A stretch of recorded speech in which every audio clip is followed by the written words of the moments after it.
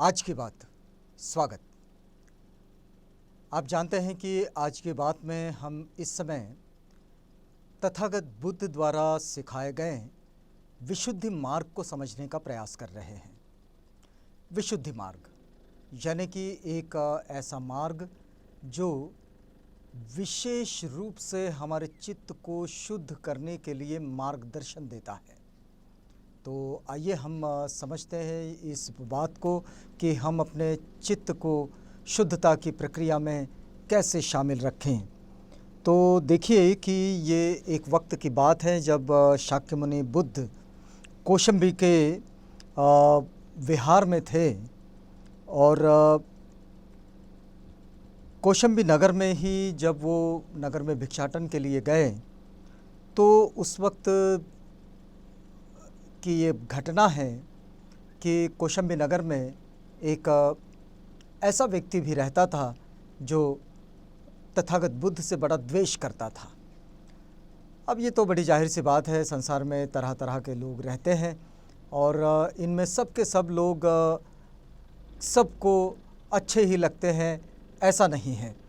तो ये तथागत बुद्ध से बड़ा द्वेष करता था और उसने दो मनुष्यों को घूस देकर बुद्ध के संबंध में कुछ गलत अफवाहें फैला दी।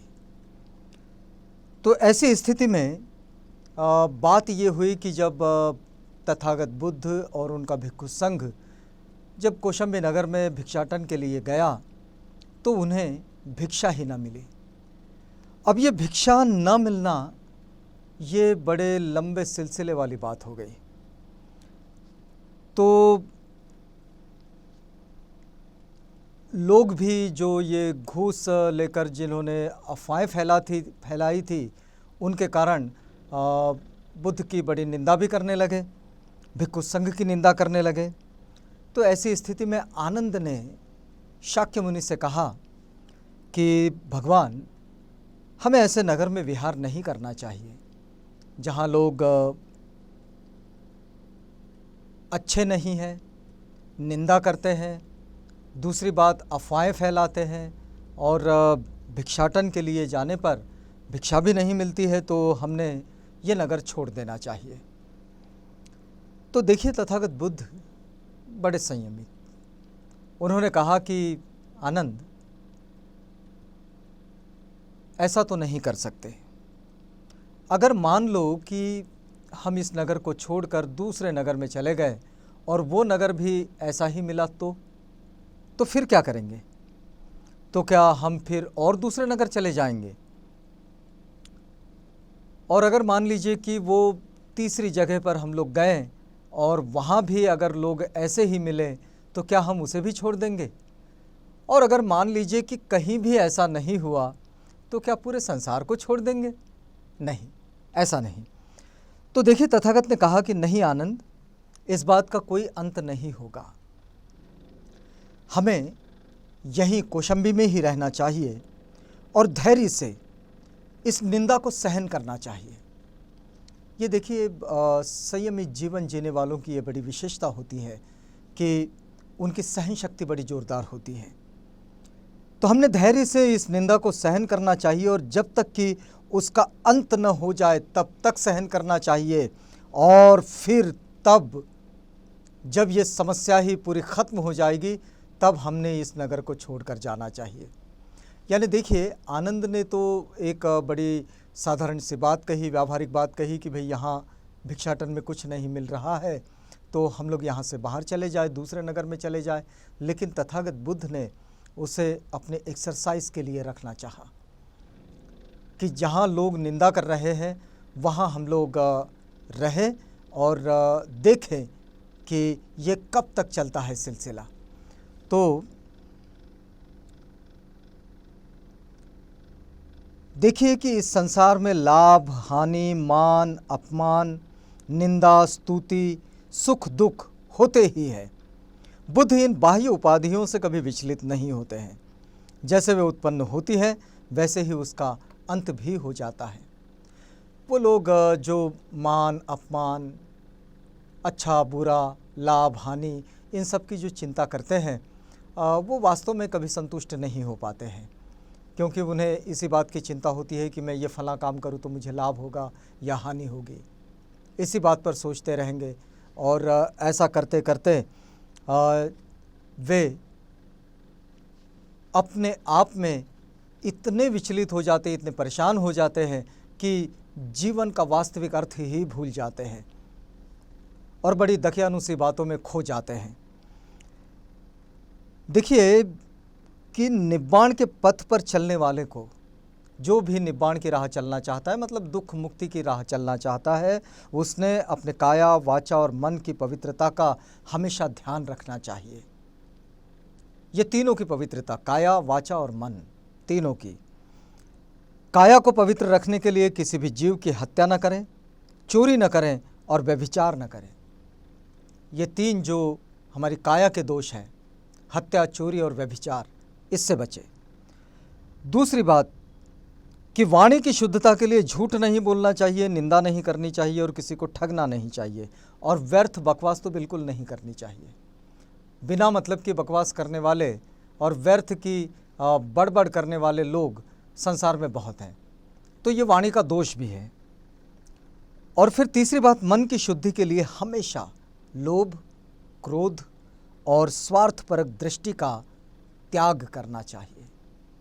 ये बड़ी आवश्यक चीज़ है, क्योंकि जहाँ जहाँ स्वार्थपरक दृष्टि है, लोभ है, क्रोध है, वहाँ वहाँ आसक्ति और दुख पैदा हो जाते हैं, तो इनसे बचना चाहिए। यदि मन अशुद्ध है तो निश्चित ही सारे आचरण अशुद्ध हो जाएंगे और यदि आचरण अशुद्ध हो तो दुख पैदा होगा ही। यदि मन अशुद्ध है तो आचरण अशुद्ध होगा, क्योंकि मन सबका मूल है। मन से ही सब कुछ उत्पन्न होता है।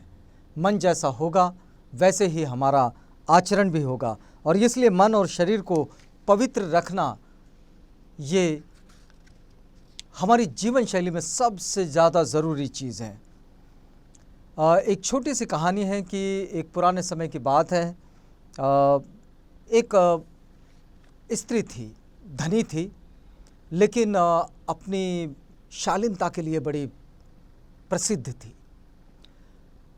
अब देखिए कि उसकी शालीनता के लिए वो बड़ी प्रसिद्ध थी। उसके घर में एक नौकरानी थी।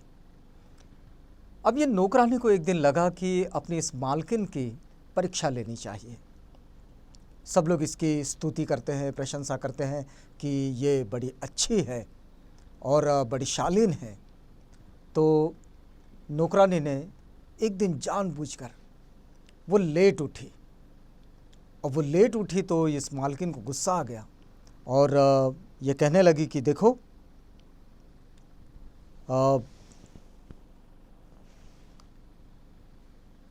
तुमने वक्त पर काम पर आना चाहिए और वक्त पर काम पर आकर पूरा काम अपना वक्त पर करना चाहिए। और इसके लिए उसने उसको डांटा और कोसा भी। नौकरानी ने कहा कि मालकिन, आज मैं पहली बार लेट उठी, देरी से उठी, तो आप इतनी गुस्सा हो गई? इसकी तो कोई ज़रूरत नहीं है। आपने अपना धीरज नहीं खोना चाहिए। आपकी जो शालीनता की छवि है आप उसे बनाकर रखें, आपने धीरज को नहीं खोना चाहिए। अब ये सुनकर मालकिन को और गुस्सा आया। अब दूसरे दिन क्या हुआ कि नौकरानी ने और परीक्षा लेनी चाहिए अपने मालकिन की, और वो दूसरे दिन फिर देरी से उठी। अब फिर देरी से उठी। अब मालकिन आग बबूला हो गई और उसे वो छड़ी से पीटने लगी। अब नौकरानी, उसने ये जो कुछ सहा, इस पूरी घटना की जानकारी पूरे गांव में फैल गई और गांव में फैल गई तो ये मालकिन की बड़ी बदनामी हो गई कि भाई इतनी शालीन स्त्री और अपनी नौकरानी को छड़ी से पीटती है। तो देखिए कि ये जो बहुत सारे लोग होते हैं, ये बिल्कुल इसी तरह इस स्त्री की तरह होते हैं। जब परिस्थितियां बिल्कुल समान होती है, बिल्कुल अच्छी होती है, तो लोग बड़े शालीन बने रहते हैं। लेकिन परिस्थितियां बदल जाती हैं तो लोग अपना आपा खो बैठते हैं। ये अपना आपा खो बैठने वाली जो बात है, ये बात ही वास्तव में हमारे आचरण की शुद्धता का हिस्सा इसमें शामिल होती है कि हमारे आचरण को शुद्ध करना है, मतलब अपनी विपरीत परिस्थितियों में भी, चाहे हम लोग संपन्नता में हैं तो ठीक ही ठीक रहेंगे, लेकिन अभावग्रस्तता में हैं, निर्धनता है, तो ऐसी स्थिति में हमने, चाहे हमारे पास वस्त्र ना हो, निवास ना हो, अनाज ना हो, इसकी कमी हो, तो ऐसी स्थिति में भी अपना आपा खो बैठना, ये हमारे आचरण की अशुद्धता को दर्शाता है। तो इसलिए विपरीत परिस्थितियों में भी जो अपने आप को ठीक रख पाते हैं, वही वास्तव में संयमित होते हैं, संयत होते हैं और बेहतर जीवन को पाते हैं।